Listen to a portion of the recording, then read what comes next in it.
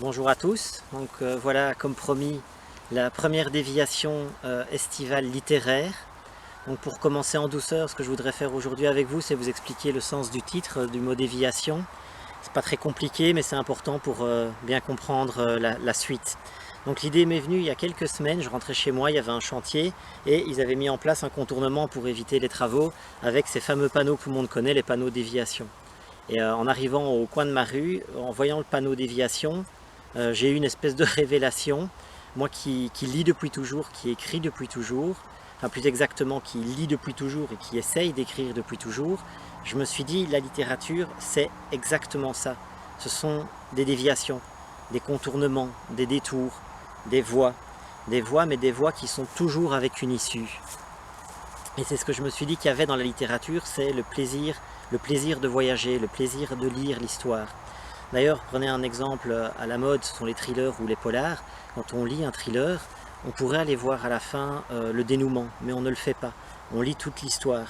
Et même les petits curieux qui vont lire la fin, ils reviennent et alors ils lisent toute l'histoire. Pourquoi? Parce que ce qui nous intéresse justement, c'est la lecture finalement, c'est pas la fin. Ce qu'on aime regarder, prenez par exemple James Bond. Quand on voit le début d'un James Bond, moi je peux vous dire qu'à la fin, il va sauver le monde et il va séduire la fille. Mais ça n'empêche qu'on regarde. Et la saga Harry Potter, c'est pareil. Moi, dès les premières minutes, je savais que Harry Potter devrait un jour devoir réaffronter Voldemort et qu'il le tuerait. Mais pourtant, la saga, j'ai été passionné par la saga, comme beaucoup d'entre vous, j'imagine. Parce que dans les histoires, dans la littérature, ce qui nous intéresse, c'est pas le qui, c'est pas le quoi, ce sont les comment. Les comment, c'est comment on nous emmène d'un point A à un point B.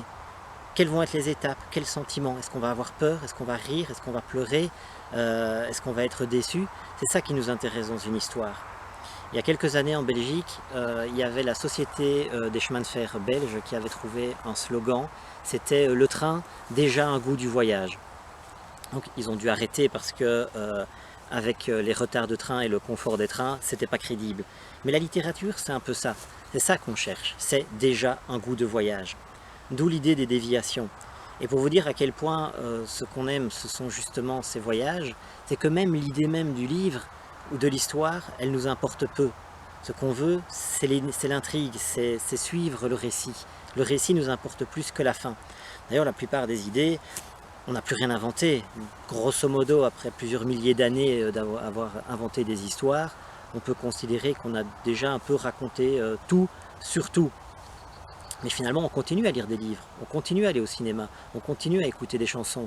Parce que ce qui nous intéresse, ce sont les comment. C'est le chemin, c'est la déviation, c'est le détour.